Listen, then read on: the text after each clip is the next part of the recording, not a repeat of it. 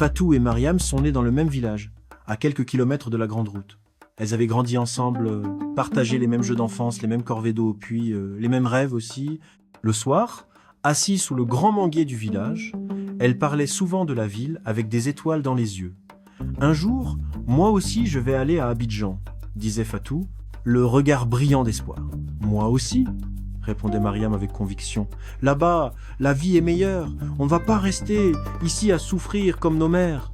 Mais ce qu'elle ne savait pas, c'est que ce rêve partagé allait devenir leur plus grande épreuve. Reste jusqu'à la fin pour découvrir comment tout a basculé. Après de longues discussions et beaucoup d'hésitations, elles finirent par convaincre leur famille.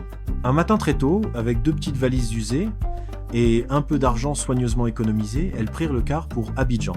Le voyage fut long, poussiéreux, mais rempli d'espoir et de promesses.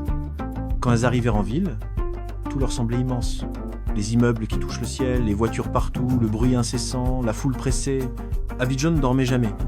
D'ailleurs, toi qui me regardes, as-tu déjà quitté ton village ou ta ville natale pour chercher une vie meilleure ailleurs? Raconte-moi ça en commentaire. Ton histoire pourrait inspirer quelqu'un aujourd'hui. Les premiers jours furent extrêmement difficiles. Elles marchaient énormément, cherchaient du travail du matin au soir, comptaient chaque franc comme si c'était de l'or. La ville était belle de loin, mais de près, elle montrait son vrai visage. Dur, impitoyable, sans pitié pour les nouveaux arrivants. Finalement, après des semaines de recherche épuisantes, elles trouvèrent une petite chambre à louer dans un quartier populaire, non loin d'un grand marché très animé. La chambre était étroite, les murs un peu fissurés, l'eau coulait rarement, mais elles étaient heureuses d'avoir un toit. « C'est pas grand, mais c'est chez nous », dit Fatou en souriant malgré la fatigue. « On va s'en sortir, tu vas voir », répondit Mariam en posant sa vieille valise dans un coin. « Et tu sais quoi ? C'est exactement dans ces moments difficiles qu'on découvre de quoi on est vraiment capable. » Fatou et Mariam ne le savaient pas encore, mais leur détermination allait être testée comme jamais. Fatou savait coiffer depuis le village. Elle avait appris très jeune à tresser, à faire des nattes, des tissages simples, à s'occuper des cheveux des femmes et des filles avec patience et douceur. Dès la première semaine, elle alla au grand marché et demanda timidement un petit coin pour travailler. Avec une simple chaise en plastique rouge, un miroir accroché à un clou rouillé et quelques peines usées, elle commença son activité. « Viens t'asseoir, ma sœur, je vais bien te coiffer », disait-elle aux passantes avec gentillesse et un sourire sincère. Mariam, de son côté, savait cuisiner et cuisinait bien. Elle décida de vendre du riz gras, de la sauce claire et parfois du attiéké avec du poisson braisé. Elle trouva, elle aussi, un petit coin, pas très loin de Fatou, ce qui leur permettait de se voir régulièrement et de s'encourager mutuellement. Les débuts furent très lents. Certaines journées, Fatou ne coiffait qu'1 ou 2 personnes maximum, mais elle ne se décourageait jamais. Elle souriait toujours, discutait chaleureusement avec ses clientes, prenait le temps de bien faire son travail, même pour 500 francs. « Tu as de bonnes mains, ma fille », lui dit un jour une cliente satisfaite. « Je vais revenir et envoyer mes amis. » Et c'est exactement ce qui se passa. Petit à petit, comme une petite flamme qui devient grand feu, la rumeur se répandit dans le marché, et même au-delà. « Il y a une jeune fille là-bas qui coiffe très bien et qui ne vole pas les gens. » Les clientes commencèrent à affluer de partout. Fatou arrivait tôt le matin, avant même l'ouverture du marché, et repartait tard le soir, fatiguée mais heureuse. Ses mains travaillaient sans relâche. « Fatou, tu travailles trop ?» lui disait souvent Mariam en servant ses plats aux clients de midi. « C'est maintenant qu'il faut se battre », répondait toujours Fatou avec détermination. « La souffrance d'aujourd'hui, c'est le repos de demain. Et c'est là que tout commence à changer. Attention à ce qui va suivre, car c'est à partir de ce moment précis que les graines de la jalousie vont commencer à germer. » Le coin de coiffure de Fatou devint rapidement trop petit. Vraiment trop petit. Les clientes faisaient la queue dès 7h du matin. Certaines se disputaient même pour passer en premier. Mais Fatou restait calme, souriante, toujours respectueuse avec tout le monde. Pendant ce temps, Mariam travaillait aussi dur, vraiment dur. Mais ses ventes variaient énormément. Certains jours, elle vendait presque tout avant midi et rentrait joyeuse. D'autres jours, elle rentrait avec des marmites à moitié pleines et le moral dans les chaussettes. Elle arrivait à payer sa part du loyer et à envoyer un peu d'argent à sa famille au village, mais elle n'arrivait pas du tout à économiser comme Fatou. Est-ce que toi aussi tu as déjà eu l'impression de stagner pendant que quelqu'un proche de toi réussissait? Dis-le honnêtement en commentaire. Pas de jugement ici, juste de la vérité. Fatou, elle, mettait de l'argent de côté chaque semaine, sans exception. Elle rêvait plus grand, beaucoup plus grand, elle voyait loin. Un jour, elle annonça à Mariam avec excitation « J'ai trouvé un vrai salon à louer, juste à côté du marché. » « Un salon ?» s'étonna Mariam surprise. « Mais c'est cher, non ?»« Oui, mais je peux payer maintenant, répondit Fatou avec confiance. Et puis ma clientèle est devenue trop grande. Je ne peux plus travailler dehors comme ça. Quelques semaines plus tard, Fatou ouvrit officiellement son salon de coiffure. Il y avait plusieurs chaises modernes, de grands miroirs tout neufs, des produits de qualité importés, tout était propre et bien organisé. Le jour de l'ouverture, le salon était plein à craquer dès le matin, les clientes venaient de partout, même des quartiers chics d'Abidjan. « Félicitations, ma sœur », dit Mariam en souriant de toutes ses dents.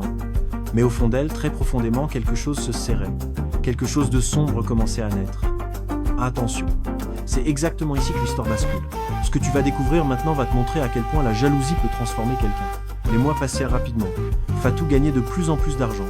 Elle changea progressivement sa façon de s'habiller, parlait avec plus d'assurance, rayonnait. Elle restait humble dans son cœur. Mais la réussite se voyait sur elle comme une lumière. Elle proposa généreusement à Mariam de quitter leur petite chambre inconfortable pour une maison plus grande et décente. « On va mieux vivre », lui dit-elle avec enthousiasme. « Je peux payer le loyer, ne t'inquiète pas. » Elles déménagèrent donc dans une vraie maison plus confortable, avec plusieurs chambres, l'eau courante, l'électricité stable. Fatou payait absolument tout, le loyer, l'électricité, l'eau, la nourriture, même les petites dépenses. Elle le faisait sans jamais reprocher quoi que ce soit à Mariam. « Un jour, toi aussi tu réussiras », disait-elle sincèrement à Mariam. « On est ensemble dans cette aventure. » Mais déjà, sans que Fatou ne le sache, sans qu'elle ne puisse le voir, les chemins de leur cœur commençaient dangereusement à se séparer. Avant de continuer, réponds sincèrement.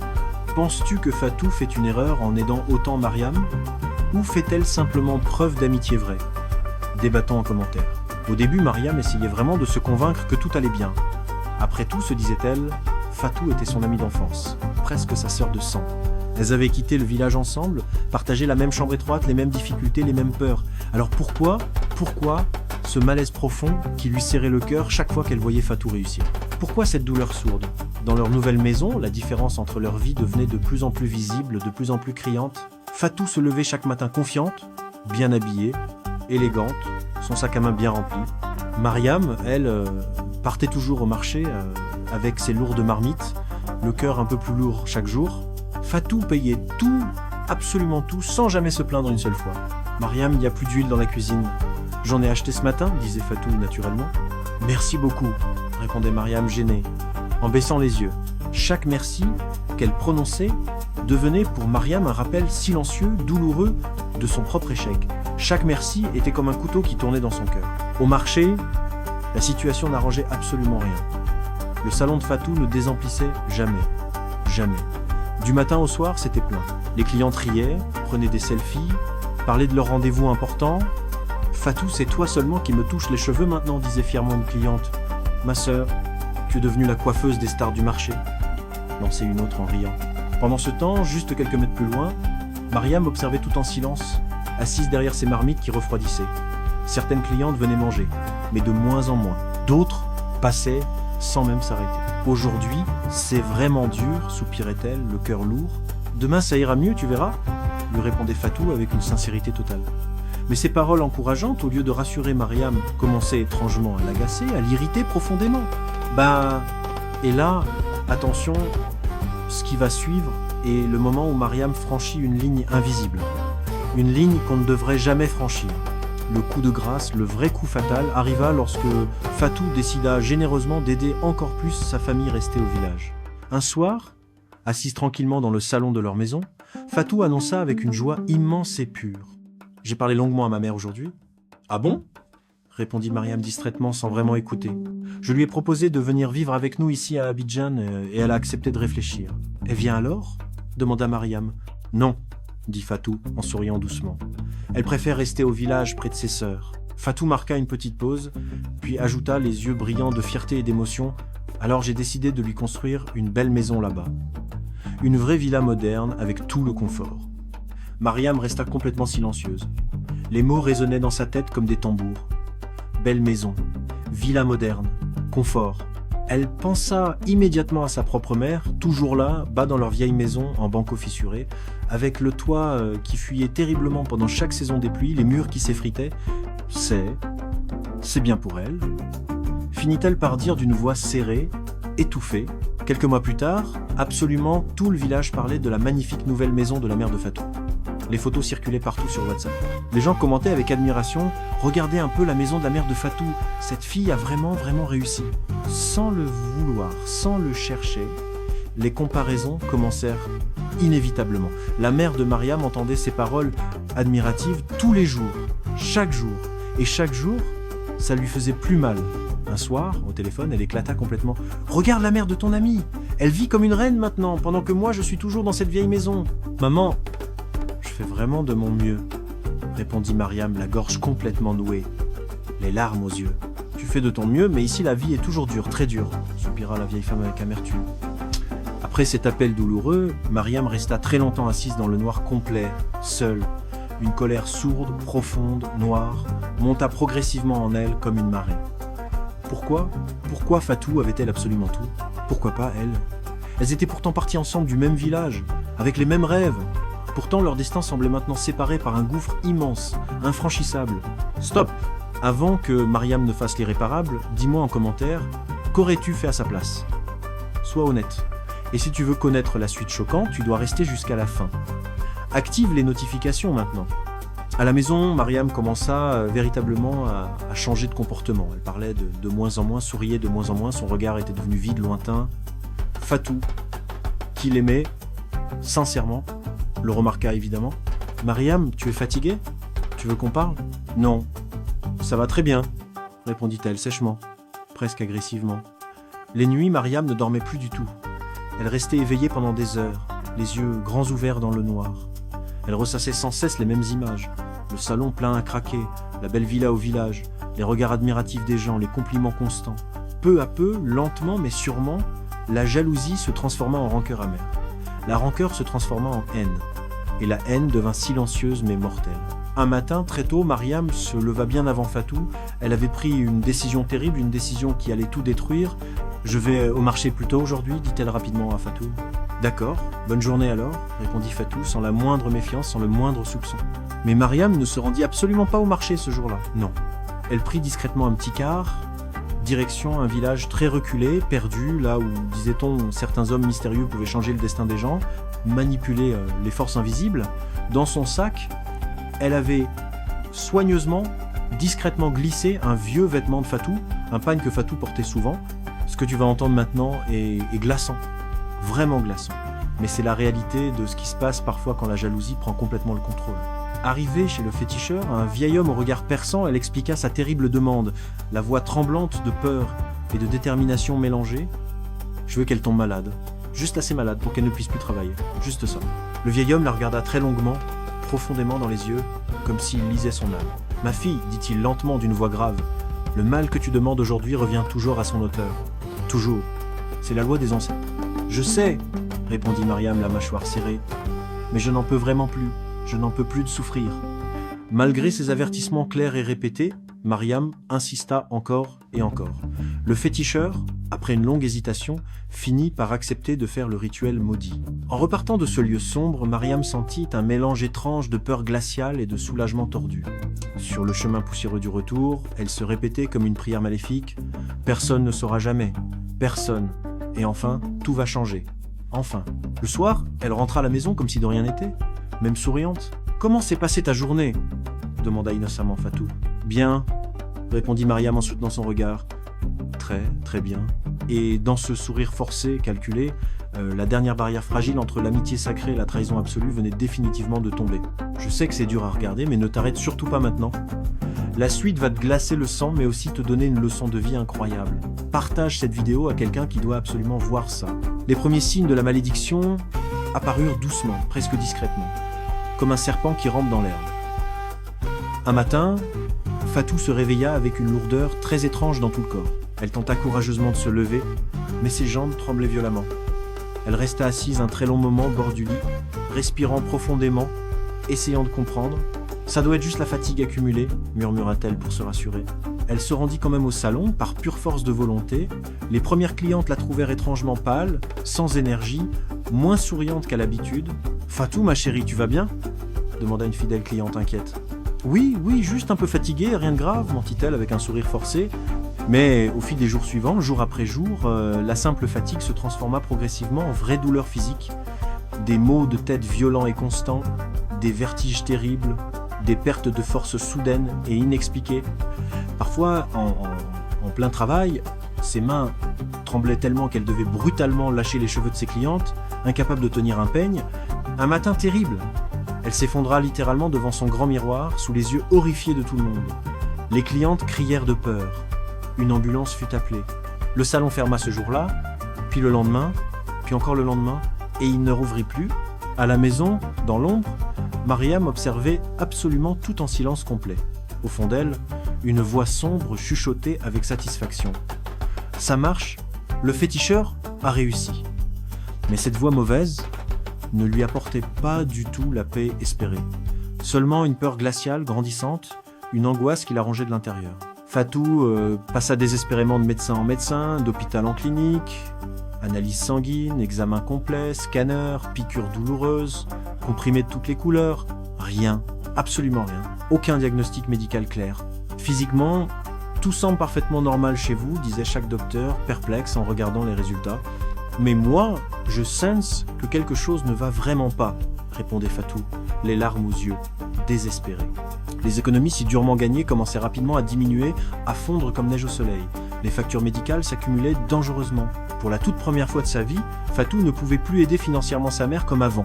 Et ça lui brisait le cœur. « Ma fille, s'il te plaît, repose-toi bien », disait sa mère inquiète au téléphone, la voix tremblante. « Ne t'inquiète surtout pas, maman », mentait Fatou courageusement. « Ça va aller.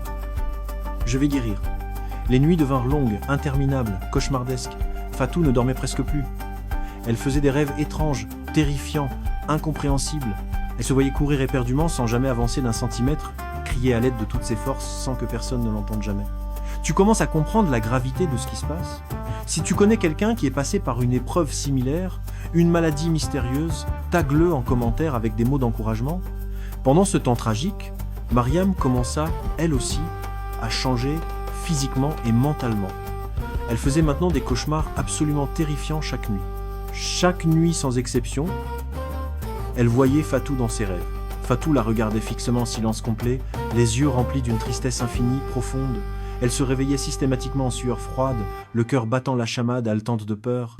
Au marché, sa clientèle se mit elle aussi à disparaître progressivement, inexplicablement. Les plats brûlaient mystérieusement sans raison apparente, l'argent se perdait bizarrement, les rares clients se plaignaient constamment. « Mariam, franchement, ta nourriture n'est vraiment plus comme avant », disait-on avec déception. Elle tomba à son tour, gravement malade. Des douleurs atroces dans la poitrine, une angoisse constante et paralysante, une peur inexpliquée qui ne la quittait plus jamais. Elle retourna voir le féticheur, complètement affolée, paniquée. « Je souffre terriblement », cria-t-elle en pleurant. « Arrête tout immédiatement, s'il te plaît. » Le vieil homme secoua lentement la tête avec une expression grave. « Je t'avais pourtant prévenu clairement, ma fille. Ce que tu as envoyé contre elle est maintenant revenu contre toi. C'est la loi immuable du karma. Je ne peux plus rien faire. » De retour à la maison, Mariam n'était plus que l'ombre pathétique d'elle-même. La culpabilité l'étrangeait jour et nuit, ne lui laissant aucun répit. Elle évitait complètement le regard de Fatou, totalement incapable de soutenir ses yeux innocents. Mais voilà. Parfois, dans les ténèbres les plus profondes, une lumière apparaît. Et cette lumière va tout changer. Un jour providentiel, une vieille tante de Fatou, une femme sage et respectée, arriva du village après avoir entendu parler de la maladie.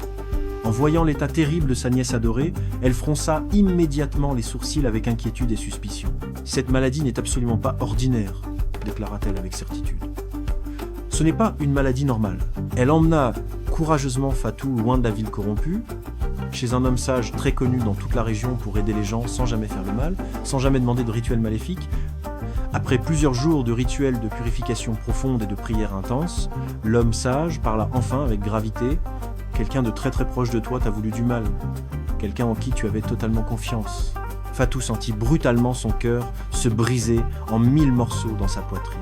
« C'est absolument impossible !» murmura-t-elle en secouant la tête, refusant d'y croire. « Personne ne me veut du mal, personne !» Mais petit à petit, progressivement, grâce aux soins spirituels et aux prières constantes, Fatou retrouva miraculeusement ses forces vitales. Lentement mais sûrement, elle recommença à marcher normalement, à sourire de nouveau, à revivre enfin. Si tu crois aux forces spirituelles et au pouvoir de la prière, mets un cœur en commentaire. Et si cette histoire te touche, partage-la maintenant à quelqu'un qui traverse une épreuve difficile. Un soir, alors que Fatou semblait enfin complètement guérie et retrouvait espoir, Mariam craqua totalement. Elle ne pouvait plus supporter le poids écrasant de son terrible secret. Elle tomba brutalement à genoux devant Fatou, éclatant en sanglots incontrôlables. « Pardonne-moi » cria-t-elle désespérément en pleurant comme jamais. « Pardonne-moi, je t'en supplie, c'est moi qui ai tout fait, tout !» Le silence qui suivit pesa terriblement lourd dans la petite pièce. On aurait pu entendre une mouche voler. Fatou tremblait de tout son corps. Elle ne cria pas, elle ne frappa pas. Les larmes coulèrent simplement, abondamment, silencieusement sur ses joues. « Pourquoi ?» demanda-t-elle enfin d'une voix complètement brisée par la douleur. « Pourquoi tu as fait ça ? Pourquoi et moi ?»« Parce que j'étais jalouse !» hurla Mariam entre deux sanglots. « Parce que j'ai bêtement laissé la haine me détruire complètement ? Parce que je n'ai pas supporté ton succès ?» Fatou resta très très longtemps silencieuse, les yeux dans le vide, puis elle parla doucement, mais chaque mot pesait une tonne. « Tu n'as pas seulement voulu détruire mon travail, Mariam. Tu as détruit notre amitié sacrée. Tu as détruit toutes ces années ensemble. Tu as tué la confiance. » Ce qui va suivre est la décision la plus difficile que Fatou devra prendre dans toute sa vie. Le lendemain matin, après une nuit blanche de réflexion profonde, Fatou prit une décision extrêmement difficile mais nécessaire. « Je ne te ferai jamais de mal, Mariam, dit-elle calmement mais fermement. Je ne suis pas comme toi, mais tu ne peux absolument plus rester ici dans cette maison. C'est impossible. » Mariam hocha la tête en silence, comprenant parfaitement. Elle n'avait même plus la force de supplier ou de pleurer. Elle quitta la maison le jour même sans rien emporter, retournant au village natal, le cœur infiniment lourd de regrets éternels. Sa mère pleura amèrement en la voyant revenir ainsi, malade, brisée, vaincue. « Qu'est-ce qui s'est passé, ma fille ? Qu'as-tu fait ?» Mariam ne répondit pas. Comment expliquer l'inexplicable ? Comment avouer l'inavouable ? Fatou, elle, reprit courageusement son salon quelques mois plus tard. Mais elle n'était définitivement plus la même personne qu'avant. Elle était devenue plus sage, beaucoup plus prudente, plus méfiante aussi. Elle aida toujours généreusement les gens, mais avec un discernement nouveau, une vigilance constante. Elle comprit profondément une vérité universelle. Le succès attire parfois tragiquement la jalousie, mais le bien, même cruellement blessé, finit toujours par se relever et triompher. Abonne-toi si tu veux rien rater.